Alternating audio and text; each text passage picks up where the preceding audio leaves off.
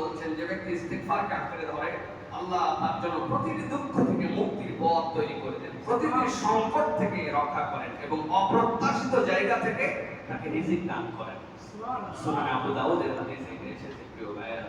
সুতরাং ইস্তিগফার শুধু আখিরাতের জন্য নয়, বরং দুনিয়ার রিজিক এবং দুনিয়ার শান্তির জন্য আল্লাহর পক্ষ থেকে নিয়ামত। এটা 2 নম্বর। 3 নম্বরে ইস্তিগফার ইবাদত।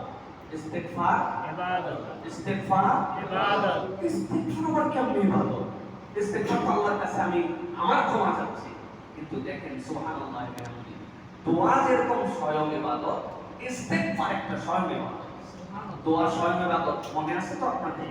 আল্লাহ আমার 1 কোটি টাকা দাও, আল্লাহ এমন সুন্দরী বউ দাও, এই দেশে কারো নাই আল্লাহ, এইরকম একটা সুন্দরী বউ দাও, নিয়ে থামে নাই বসেন প্রিয় ভাই। এই যে আল্লাহর কাছে এটা আমি চাইতে পারি, তাই না? আল্লাহ দিবেন কি দিবেন না, অনেকগুলো হাইসিয়াত থাকবে, কিন্তু আল্লাহর কাছে আমি বলছি আল্লাহ আমার 1 কোটি টাকা দাও, এটা আল্লাহরও দরকার নেই, আমার দরকার। কিন্তু এই যে 1 কোটি টাকা দাও দোয়া চাইছি, ওইটা পরের পার্টি, দোয়াটা স্বয়ং যেরকম ইবাদত, ঠিক আমার অপরাধে, আমার ভুলে, আমার নিয়ামত বৃদ্ধির জন্য আল্লাহর কাছে ইস্তিগফার করছি, অপরাধ আমার, ক্ষমা চাচ্ছি, কিন্তু এই ক্ষমা চাওয়াটাও স্বয়ং একটা ইবাদত হিসাবে এই ফেরেশতা লিখে ফেলেছে। সুবহানাল্লাহ। আল্লাহ রাব্বুল কি বলছেন খেয়াল করেন। আল্লাহ সূরা হুদ এর 3 নম্বর আয়াতের মধ্যে বলছেন, ওয়ানিস্তাগফিরু রাব্বাকুম সুম্মা তুবু ইলাইহি ইউমাত্তিউকুম মাতাআন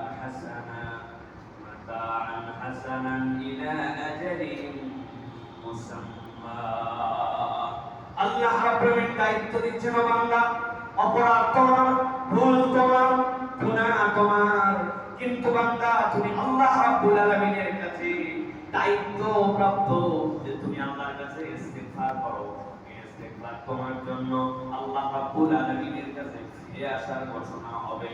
আল্লাহ রাব্বুল আলামিনের কাছে তুমি এমন ভাবে ফিরে আসছো যে ইস্তিগফারের ইবাদতের কারণে আল্লাহ রাব্বুল আলামিন তোমার জন্য ইউমাত্তিকুম মাতাআন হাসানা ইলা আজালিন মুসাম্মা, নির্ধারিত একটা সময় আগ পর্যন্ত রব্বুল আলামিন তারা তোমার জন্য উন্নত রিজিকের ব্যবস্থা দান করে দিবে।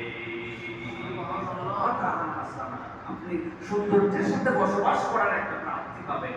তাহলে চিন্তা করেন, এটা স্বয়ং একটা ইবাদত। আমরা অনেক সময় মনে করি ভুল হয়েছে তাই আল্লাহর কাছে মাফ চাচ্ছি, কিন্তু আমি যে আল্লাহর কাছে ক্ষমা চাচ্ছি, এটাতে ইন্ডিভিজুয়ালি একটা ইবাদত হচ্ছে। কথার কথা আল্লাহ মাফ করুন, এটা বিশ্বাস আমরা রাখবো না, যেহেতু কোরআনের বিরোধী, কিন্তু বোঝানোর জন্য বলছি।